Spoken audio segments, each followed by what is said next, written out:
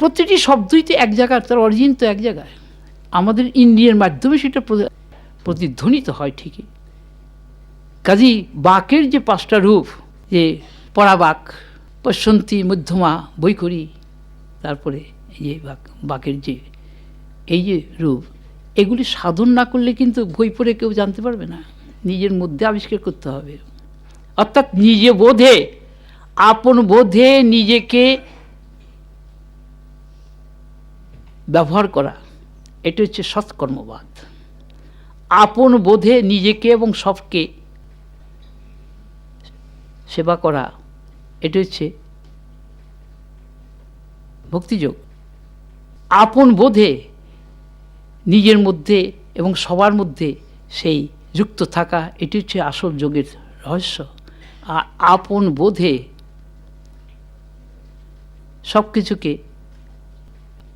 অনুভব করা, এটা হচ্ছে জ্ঞানযোগ। কিন্তু আপন বোধটা তো বড় কঠিন। আমরা ব্যবহার করি, এই আমরা করি, এটা কিন্তু মিশ্র। আমার শূন্য একটা আমি আছে, আবার আমার যুক্ত আমি হচ্ছে আমাদের কাছে আমি। আমার শূন্য যে আমি, সেটা হচ্ছে ঈশ্বর, হ্যাঁ, আত্মা। কিন্তু আমার যুক্ত হলেই জীব হয়ে গেল। এই আমার ভাবটার মধ্যে সব কিছু, আমারটাই ছিল সংসার, এইখানে সব কিছুর মধ্যে তাকে বসাতে হবে। যেমন আমরা শালগ্রাম শিলা, শিবলিঙ্গকে ভক্তি শ্রদ্ধাপূর্বক আরাধনা করি, পূজা করি, এবং দেবদেবীর মূর্তি তৈরি করে সে মাটি দিয়েই হোক, কাঠ দিয়েই হোক, ধাতু দিয়েই হোক, পাথর দিয়েই হোক, বা ঘটেই হোক, পটেই হোক, তাকে আরাধনা করে আমরা কি দেখতে পাই? সেই এক বোধে পৌঁছে যাই। তাহলে এগুলো সবই সেই এক বোধেরই অভিব্যক্তি। এইটা আমরা আলটিমেটলি জানতে পারবো কি দিয়ে? ওই গুরু কৃপায়, গুরু দেওয়া সেই জ্ঞান, সেই এক জ্ঞান দিয়ে। গুরু আমাদের একটা জ্ঞান দেন। সেই এক জ্ঞানটা কি না? সর্বম খলু ইদং ব্রহ্ম। এইটা অভ্যাস আমাদের প্রথমে আসে না। ব্রহ্ম অর্থে এখানে কিন্তু প্রত্যেকের ইষ্টকেই বলা হয়েছে। যেইভাবে যে ইষ্টকে বলুক, সেই কিন্তু সেই ব্রহ্ম, ব্রহ্মেরই প্রতিরূপ। কেননা ব্রহ্মতত্ত্বের উপরে আর কোনো নির্দেশ বা অনুশাসন নেই। এখন সেই ব্রহ্মতত্ত্বকে আমরা সহজে বুঝতে পারি না। গুরু আমাদের ধীরে ধীরে চোখ খুলে দেয়। কুকুর বিড়ালের বাচ্চা হলে 7 দিনের থেকে 10 দিন পর্যন্ত তাদের চোখটা বন্ধ থাকে। ওই মা ওটাকে চেটে চেটে চোখটা খুলে দেয়। তো গুরু আমাদের কি করে? জ্ঞানাঞ্জন শলাকায়া চক্ষুকে খুলে দিচ্ছে। জ্ঞানাঞ্জন শলাকাটা কি? এই আপন বোধের বাণী, শুদ্ধ বোধের বাণী, এক বোধের বাণী দিয়ে আমাদের নয়নটাকে খুলে দিচ্ছে। এই যে ভ্রান্তিপূর্ণ নয়ন, নানাত্ব বৈচিত্র্য দেখে যে অভ্যস্ত যে চোখ, সংসারকে সংসার রূপে দেখা যে চোখ, আত্মাকে অনাত্মা রূপে দেখে যে অভ্যাস, এগুলোকে সরিয়ে দেন তিনি ওই জ্ঞানাঞ্জন শলাকা, মানে আত্মবাণী দিয়ে, আত্মজ্ঞানের কথা দিয়ে। কিন্তু আত্মজ্ঞানের কথা তো অনুভবসিদ্ধ পুরুষ ছাড়া অপরে দিলে হবে না। নরেন অবরেণ প্রক্তাক। যারা বরেণ নয়, তাদের কথায় কিন্তু আমার সংশয় বাড়বে, আমার জ্ঞান জাগবে না। জ্ঞান জাগবে তাদের কথা যারা আচরণ করে তার সঙ্গে একীভূত হয়েছে, তার সঙ্গে তার তাদাত্ম্য লাভ হয়েছে, জ্ঞানের সঙ্গে একাত্ম হয়েছে যিনি, তিনি জ্ঞানের কথা বললে সেই জ্ঞানটা অপরের মধ্যে কার্যকরী হবে। ভিজা দিয়াশালিতে আলো জ্বলে না, কিন্তু আগুনের পাড়ে রেখে সেটাকে তপ্ত করে নিলে ভক্ত হবে তপ্ত লোহার মতো, জ্ঞানী হবে তপ্ত লোহার মতো। তপ্ত লোহার মধ্যে জল পড়লে যেমন শুষে নেয়, ভক্ত এবং জ্ঞানী গুরু বাণী শোনা মাত্রই তার কাজ হয়ে যায়। বাস সমস্ত সিস্টেমের মধ্যে সেটা কার্যকরী হবে। কাজেই আমাদের সেই দিন বা সেই জনম যাতে হয়, তার সার্থকতা আমরা লাভ করতে পারি, তার জন্যে এই গুরুতত্ত্ব, গুরুবাদ, গুরুবাণী হচ্ছে আমাদের জীবনের সবচেয়ে পরম আপন প্রিয় বস্তু এবং নিত্য সাথী। কেন আমার সঙ্গে আমার আত্মা আছে, কিন্তু আত্মাকে আমি জানি না। এই গুরুতত্ত্ব, গুরুবাদ, গুরুবাণীতে সেই আমার স্মৃতিটাকে জাগিয়ে দিচ্ছে, ধ্রুবা স্মৃতি জাগিয়ে দিচ্ছে। বহু নামরূপের স্মৃতির থেকে এক বোধের স্মৃতিতে নিয়ে আসার নামই ধ্রুবা স্মৃতি। যেই স্মৃতি জাগলে আর অন্য স্মৃতি কাজ করে না, যাকে জানলে অন্য কিছু জানার বাকি থাকে না, যাকে দেখলে আর অন্য কিছু দেখার বাকি থাকে না, যা হয়ে গেলে হওয়ার কিছু আর বাকি থাকে না, সেটি হচ্ছে গুরুর সঙ্গে মিশে একীভূত হয়ে যাওয়া। নদী গিয়ে সাগরে পড়ে গেলে আর নদীর আলাদা কোর্স থাকে না, আমরা প্রত্যেকেই একটা করে স্ট্রিম, কিন্তু আমাদের সোর্স হৃদয়ের গভীরে আছে। আমাদের বহির্মুখী ইন্দ্রিয় মনকে অন্তর্মুখী করে নিয়ে আসা শিক্ষা একমাত্র গুরু শিখিয়ে দেন। সেই শিক্ষা নিয়ে আমরা ডুব দেব আমাদের অন্তঃপুরে। আস্তে আস্তে আস্তে আস্তে আমরা ইন্দ্রিয়ের রাজ্য ছেড়ে, প্রাণের রাজ্য ছেড়ে আমরা মনের গভীরে গিয়ে সেই বোধস্বরূপে যে পৌঁছে যাব। এইটি হচ্ছে গুরুর শিক্ষা।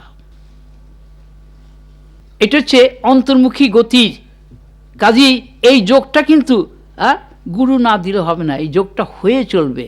বাইরে আমরা কর্ম করি আর অহংকার করি, অহংকারে কর্ম করা হয়। এটা হচ্ছে মূঢ়তা। কর্মটা আমাদের ভিতরে হয় কার দ্বারা? গুরু শক্তির দ্বারা, ওই বিদ্যাশক্তির দ্বারা। অর্থাৎ যিনি আমাদের সবাইকে আপন বক্ষে ধারণ করে রেখেছেন। তিনটা কথা খুব বেশি গুরুত্বপূর্ণ মনে হয়েছে, অনুভব করেছি।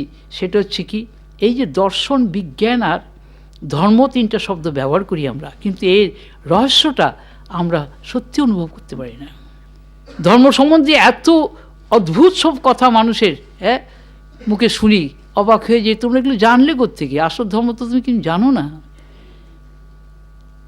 ধর্মটা হচ্ছে সেই সাস্টেনিং প্রিন্সিপল যা সব কিছুকেই ধারণ করে রাখতে পারে এবং রেখেছে। সেই ধর্মের কিন্তু ডুপ্লিকেট নাই, সাবস্টিটিউট নাই, অল্টারনেটিভ নাই। এই ধর্ম শূন্য, যে ধর্মের হীনা পশুবি সমান, এই কথাটা বলা আছে। আমরা ধর্মকে না বুঝলে সবই পশু, কেননা আমরা অবিদ্যার চর্চা করছি। ধর্ম আমাদের পরাবিদ্যাতে প্রতিষ্ঠা করে দেয়। কাজেই এই যে দর্শন, এই দর্শনটা ইন্দ্রিয় দর্শন নয়, বোধ দিয়ে বোধের দর্শন। সব কিছুর মধ্যে বোধ যে সমভাবে আসে, সমবোধের দর্শনই হচ্ছে আসল দর্শন। অর্থাৎ সবটাই সেই বোধ স্বরূপ, আত্মা স্বরূপ। একটাই মাত্র আমি আছে, অখণ্ড ভূমা আমি। সেটা কাঁচা আমি না, সেটা জীবের আমি না, সেটা পরম তত্ত্বস্বরূপ ব্রহ্ম আত্মার আমি।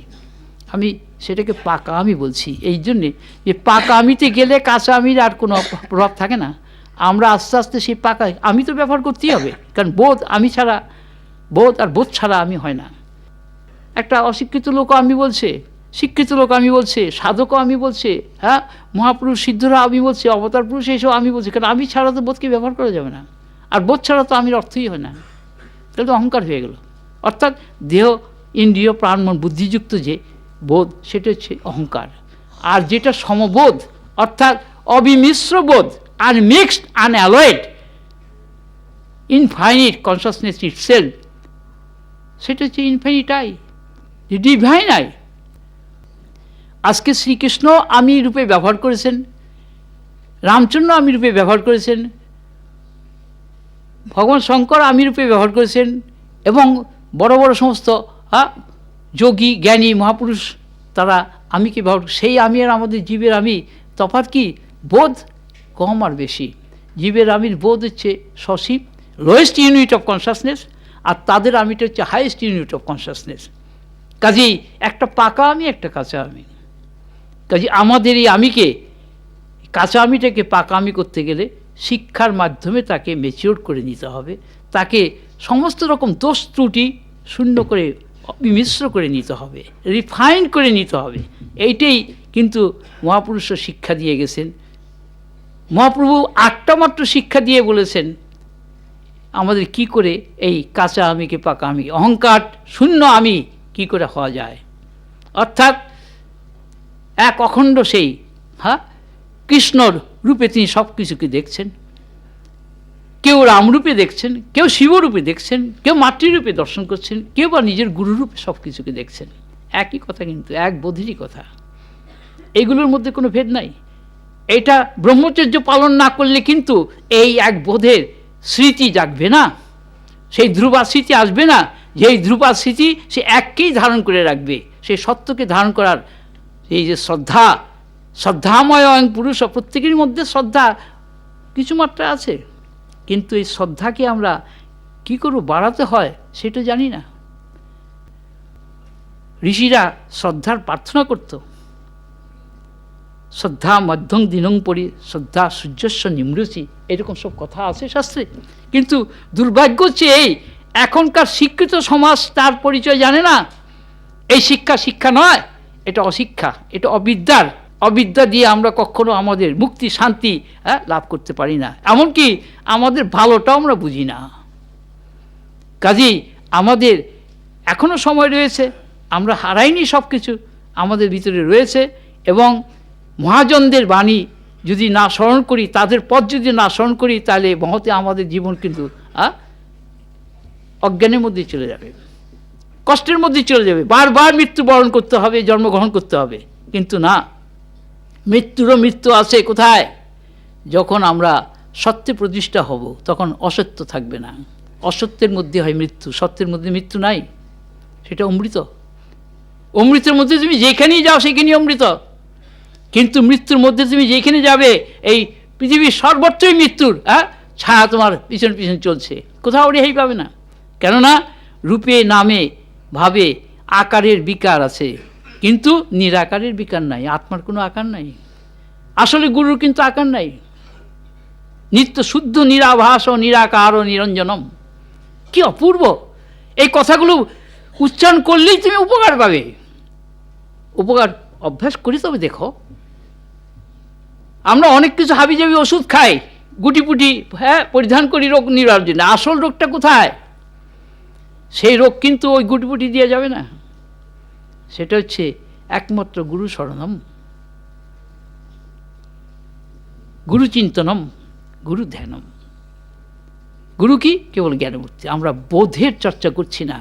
আমাদের কাছে সবচেয়ে বড় আরাধ্য দেবতা হচ্ছে উইজডম ইটসেলফ। ডিভিশনাল নলেজ নয়, সাবজেক্টিভ নলেজ নয়, the essential knowledge, the basic knowledge. Basic নলেজটা কি? ব্যাকগ্রাউন্ডের নলেজ, দি উইটনেস কনসাসনেস। আমি কর্তাও নই, আমি ভোক্তাও নই, আমি শুধু সাক্ষী দ্রষ্টা। এই বোধটা জাগিয়ে দেবে গুরু, তবে আমি রেহাই পাবো। কর্তা ভোক্তা যতক্ষণ আসছি ততক্ষণ আমি রেহাই পাবো না। আর এই শিক্ষাই আমাদের দিচ্ছে এই অবিদ্যা, যা আমরা স্কুল কলেজে এখন পাচ্ছি। কিন্তু এটা মনে রাখবে সবাই, এই দিন কিন্তু এইরকম থাকবে না। আবার সেই দিন ফিরে আসবে, আবার সেই আসল শিক্ষার প্রবর্তন হবে। সেই মহাপুরুষ তারা আসবেন, তারা এসে সেই শিক্ষা প্রবর্তন করবে, তাদের যোগ্য অধিকারী হবে, তারা সেই শিক্ষা গ্রহণ করে জগৎকে প্রকাশ করবে। এবং সেই দিন খুব বেশি দূরে নয়। এটা বড় আশার কথা, কিন্তু এটা মিথ্যা নয়। আর একে খণ্ডন করার শক্তি এই বর্তমানের এই প্রাকৃত শক্তি, প্রাকৃত বিজ্ঞান, বস্তু বিজ্ঞানের দ্বারা অনুমান করা যাবে না। এখন কালাধীন মানুষ, কার্যের দাস, তারা জ্ঞান দাস হয়নি, কর্মের দাস। হ্যাঁ, যদি সৎকর্মের দাস হতো তাহলে বলা যেত, অসৎকর্মের দাস হয়েছে। কেননা এই যে ভোগের জন্য কর্ম করছে তারা, যে কর্ম আমাকে ত্যাগের পথে নিয়ে যায় সেই কর্ম তো হচ্ছে না। যেই জ্ঞান আমাকে অজ্ঞান মুক্ত করে সেই জ্ঞান তো চর্চা আমরা করছি না। আর যেই আনন্দ নিরানন্দ মুক্ত, আমরা তো সেই আনন্দ আস্বাদন করতে কেউ পারছি না। আমরা ইন্দ্রিয় ভোগ্য বস্তুকে এই মনে করছি, এই বুঝি জীবনে একমাত্র আদর্শ এবং লক্ষ্য। No, we are not born to suffer and die. We are born to realize our true nature, which is all divine for all time as it is. Remember this word, all divine for all time as it is. Divine কখনো আনডিভাইন হয় না, আনডিভাইন কখনো divine হয় না, সৎ কখনো অসৎ হয় না, অসৎ কখনো সৎ। তোমাকে জিজ্ঞেস করলে তুমি কী বলবে? তুমি আত্মা না অনাত্মা? যদি বলো অনাত্মা, তাহলে তুমি চৈতন্য পাচ্ছ কোথায়? অনাত্মার তো কোনো চৈতন্য নাই। আর যদি বলো আত্মা, তাহলে তুমি অচৈতন্যের সেবা করছো কেন? আত্মা তো অচৈতন্যের সেবা করো না। নিজেকে শিখাও, অন্যকে শিখিও না, নিজেকে আগে তৈরি করো। অন্যকে তৈরি করার সময় খুবই পাবে। আসলে শিক্ষা দেবে গুরু। যতক্ষণ শিক্ষা তুমি পাওনি ততক্ষণ তুমি সবসময় শিক্ষা গ্রহণ করার জন্য তৈরি থাকো, শিখবার জন্য। এই যে 24 জন গুরুর কথা অবধূতদের ভাষায় পাওয়া যাচ্ছে, 24 জন গুরু কেন? হ্যাঁ, আমি যদি বলি বিশ্বটাই গুরুমূর্তি, এই সর্বত্রই গুরু রয়েছে। সর্বত্র যত রকম রূপের বাহার, সবটার মধ্যে সেই চৈতন্য। যত শব্দের বাহার, তার মধ্যে সেই চৈতন্য।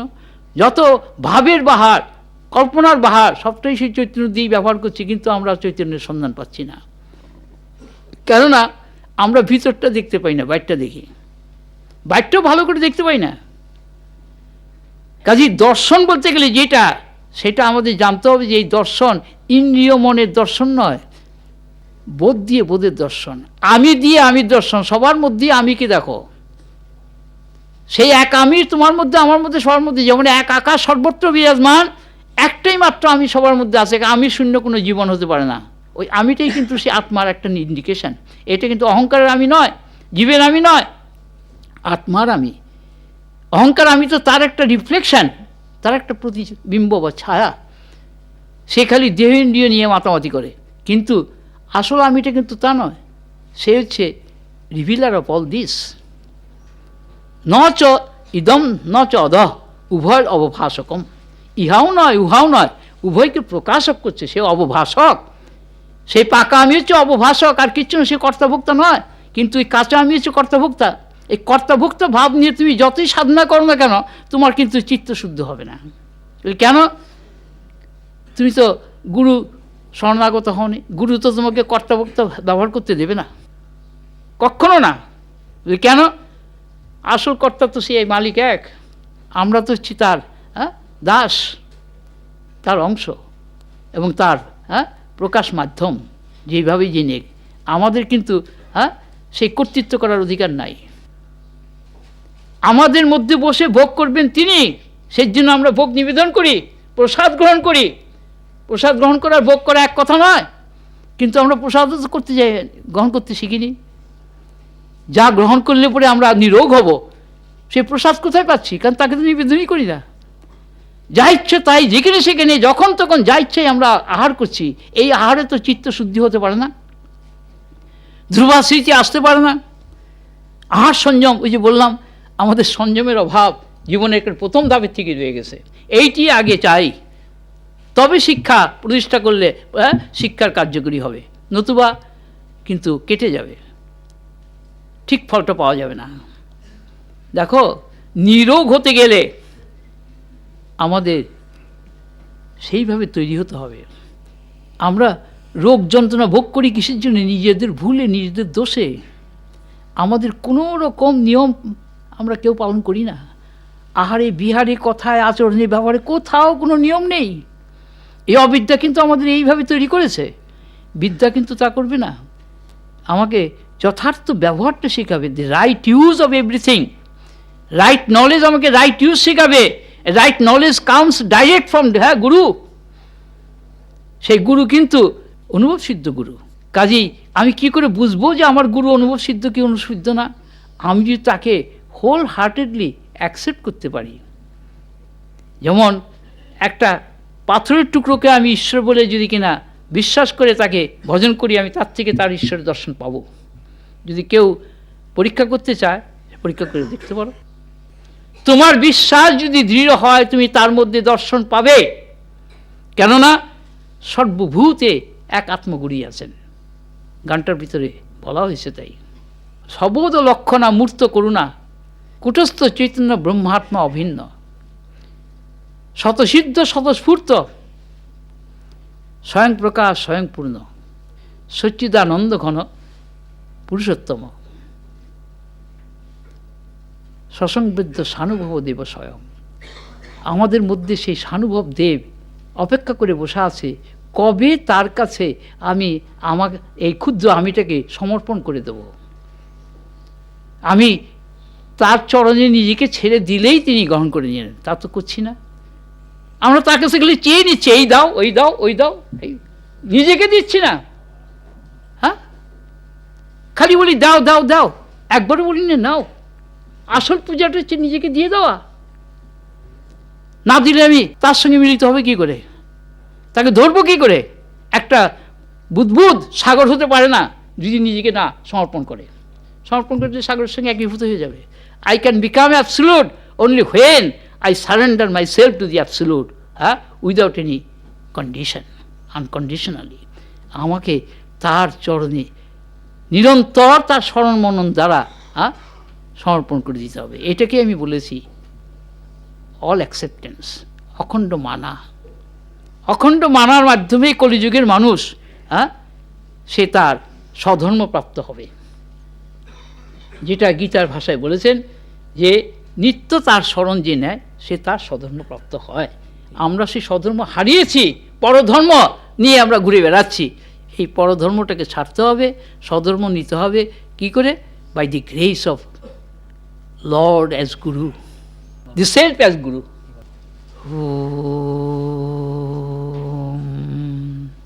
শরণম শরণম মননম মননম ধ্যানম ধ্যানম জ্ঞানম জ্ঞানম সর্ব অনুভূতি স্বরূপম সচ্চিদানন্দ গুরু। ওম জয় সচ্চিদানন্দ গুরু। ওম জয় শ্রী সচ্চিদানন্দ গুরু। ওম শান্তি শান্তি শান্তি। ওম।